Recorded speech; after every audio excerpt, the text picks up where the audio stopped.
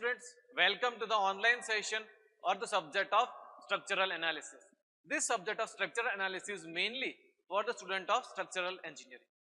Basically, in design of any kind of a structure, first of all, analysis is required to be done. If the analysis of the structure is done properly, then the design of the structure can be done properly.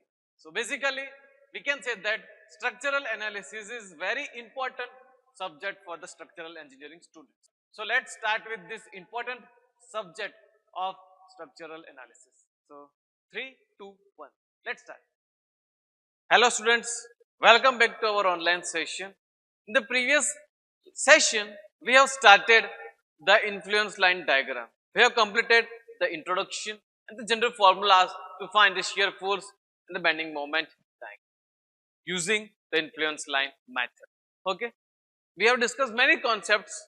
Now we will be moving towards the other things.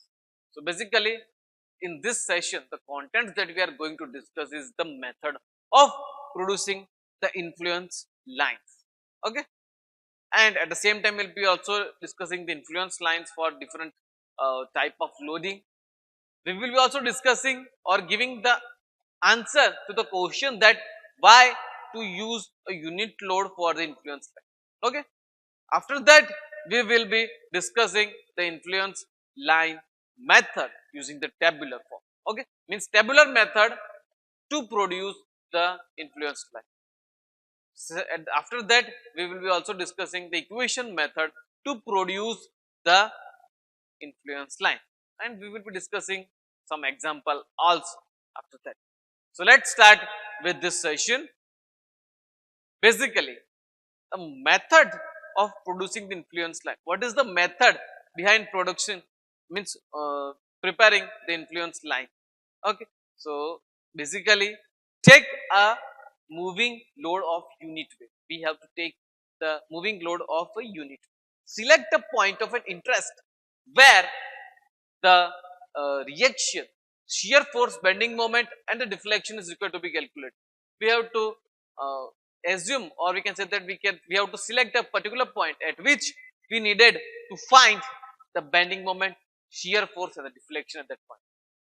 Place the moving load at various points and use the static principle to find the reaction, the shear force, the bending moment, and the deflection at that point.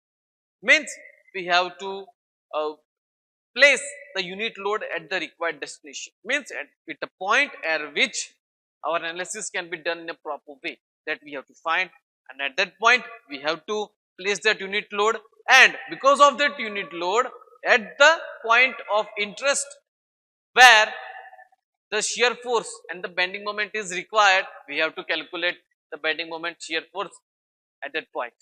Okay, and after that what we have to do, we have to plot the values of the reaction, the shear force, the bending moment, and the deflection over the length of the beam. Once we have calculated the shear force and the bending moment, after that we have to plot it on the drawing. Okay, and computed for a point under consideration. It will be at a point under the consideration. Okay, basically make life easier. Like means for a statically determinate structure, you will be getting the straight line. Although the line slope may changes as the load passes over the key. Means you will be getting the straight lines in the ILD, means influence line diagram, but the line will be varying with the movement of the load. Okay,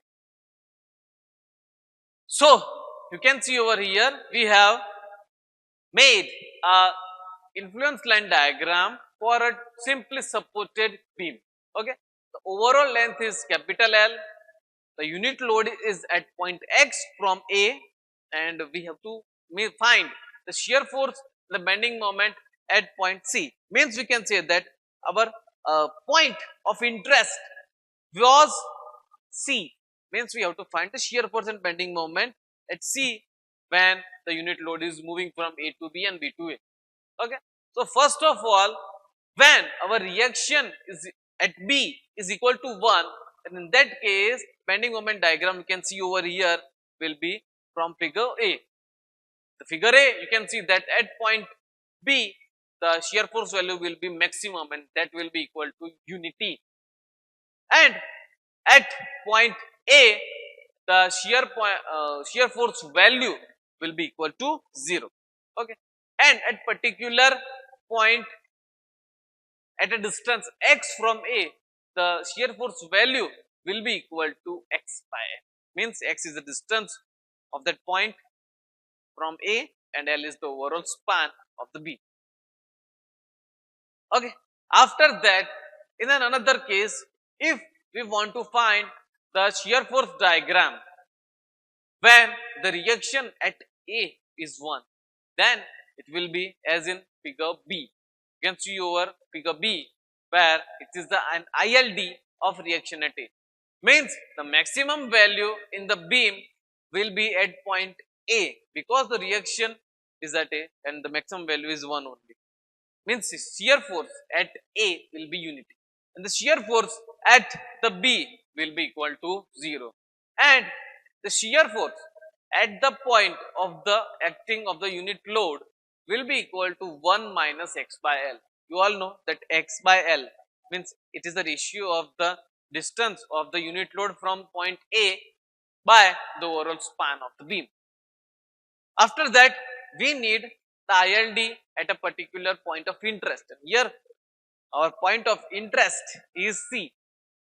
So, in order to find the shear force diagram and the shear force value at C, you can see over here from the figure number C.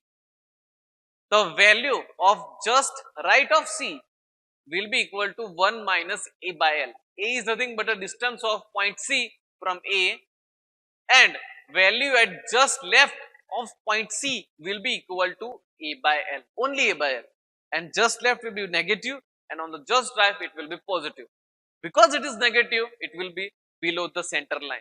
Because on the right hand side it is just right value will be positive, it is above the central line. And again at a point of action means at distance x from A, the shear force value will be equal to x by L. Okay, this was the shear force diagram. Okay, now moving towards the bending moment diagram. So, bending moment diagram at a point of interest, that is at point C, will be as given in figure number D. It will be equal to A into L minus A by L. A is nothing but distance of point C from A and L is the overall span. And if you want to find the bending moment at the point of occurrence of the load, its formula will be equal to x into L minus A by L. Okay, the difference is only of A and x. At point C, it is A into L minus A by L, and at point at distance x from A, it is equal to x into L minus A by L. So, in this way, the influence line diagram is being prepared for a moving point fluid. Now, there a question can arise in students that why we are using only the unit load in the influence line concepts. The answer is the one is the easy way to multiply by the weight of anything or any number in the thing. Means if we are having the 1 and if we are multiplying the intensity of the loading to that 1, then we can definitely get the exact value because of the present load. Okay, means we can say that whatever the shear force that we are getting in a particular member when the unit load is applied, means if the actual intensity is 50, but initially we have taken the unit load, then in actually the intensity, the shear force that we needed can be obtained by multiplying just that 15 value with the shear force value which we have got by the unit load. Means for example, if the shear force at particular point x because of the unit load is 15 kilonewton, then at unit load we are getting the shear force of 15 kilonewton, but actually on the structure that is there it is having a load of 50. So we just have to multiply that 50 into 15, and we can get the shear force because of the 50 kilonewton load. So it is easy, and for that purpose only we are using the one. Influence lines are popular for studying the impact of moving variable loads on the bridges and the over other structures. It is very much easy, and its concepts are very much easy, and it is very much helpful. So for that purpose, we are using unit to obtain the reaction, shear force, bending moment, or the deflection due to any applied load. Multiplying the ordinate of influence line diagram by the value will be the load, we can get the actual shear force and reaction. Means whatever the reaction, the shear force, the bending moment which we have get because of the unit load, after multiplying it with the actual value of the load, we can get the actual shear force, the reaction, and the bending moment of the structure. The calculation is getting easy, and because of that only we are using the unit load. Okay. Now, influence lines represents the effect of a moving load only at a specified point, while the shear force and bending moment represent the effect of the fixed load at all the points. This is only the difference between the shear force, the bending moment. Okay, means shear force and bending moment diagram does not consider the movement of the load. It is keeping the load stationary, and because of the static load, whatever the shear force and bending moment is acting, it will be giving to us. But when the load is moving, then we need the shear, we can say that the influence line diagram.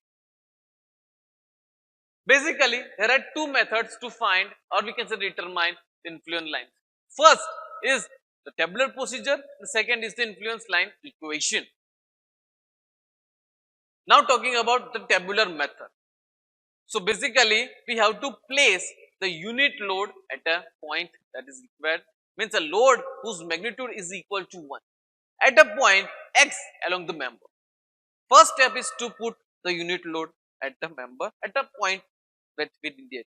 After that, use the equation of equilibrium to find the value of that function. Means after placing that unit load at a given point, we have to use the equation of equilibrium, and by this we can get the reaction, shear force, and the bending moment at a specific point P due to the concentrated unit load at x.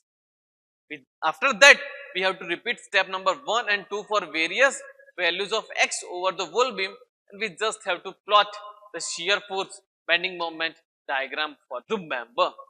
This is very easy method, and can get the influence line diagram for the shear force, bending moment, and the deflection and the reaction also.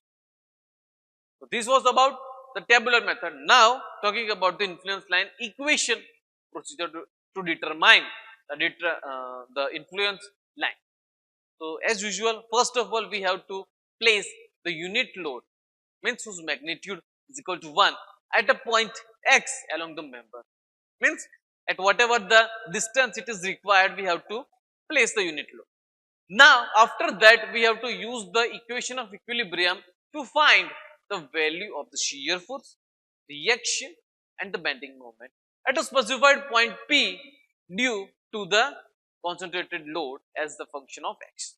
After that, we just have to plot the values of the shear force, reaction, and the bending moment of the members. So this was the procedure. Now let's start with an example. Basically, over here we have given the horizontal beam which is being simply supported at A and B. The span is 10 feet, and we just have to construct the influence line for the vertical reaction at A. So let's discuss. So for example, first we have considered the x value is equal to 22.5 feet, means at a distance 2.5 feet from the A, a unit load will be acting. After that, we have to in order to find the reaction at A, we have to find the bending moment at B. So bending taking moment of all the loading in the reaction at point B, it will be in such a way that A, shear force at A is denoted by AY. So minus AY into 10 because it is in clockwise of the left side of the joint. So it will be minus AY into 10 plus the moment because of the unit load, and the unit load is 1. The distance of the point of the unit load to the B point will be 7.5. So minus AY into 10 plus 1 into 7.5. So finally we are getting the reaction is equal to 0.5 when the unit load is at a point or a distance 2.5 feet. Now let's discuss the reaction at Y when the shear force is at 5 feet from A. So taking the moment about B, the reaction the equation will be equal to minus AY into 10 means the reaction because of A at B and plus 1 into 5. Okay. The reaction, the moment because of the reaction at A will be in negative sign and the moment because of the loading will be positive sign. Okay. So finally we are getting the reaction at A equal to 0.5 when the unit load is at a 5 feet from the A. So in this way at different point you will be getting the different shear force. So in this way a equation we have to prepare. So taking by preparing an equation that will be equal to by considering the AY into 10 plus 10 minus x means at whatever distance on the span of 10 meter we are considering it as an x. So 10 minus x into 1 will be equated to 0. So finally equation that we are getting is 1 minus x by 10. So by taking the value x is equal to 0 we are getting the reaction of AY equal to 1. By taking 2.5 by keeping it in the equation we will be getting the value of 0.5. By keeping the value of pi in the equation the reaction at A will be equal to 0.5. By keeping the value of x equal to 7.5 means at a distance 7.5 from A, if we are placing the unit load then our shear force or the reaction at A will be 0.5 and at a distance 10 our reaction at A will be equal to 0. So in this way the example can be solved and we are ending our session. Thank you. So here we are ending our session. Hope you have liked the session. We have discussed each and every topic in brief and also in detail. We have discussed each and every topic's practical application also. So thank you for attending the session, and if you have any kind of a doubt, if you have any kind of a query, then you can send me your doubts and queries in mail. My mail is in my YouTube channel. Do check into my YouTube channel, like it, share it, and again thank you for attending this session. See you in the next session. Thank you.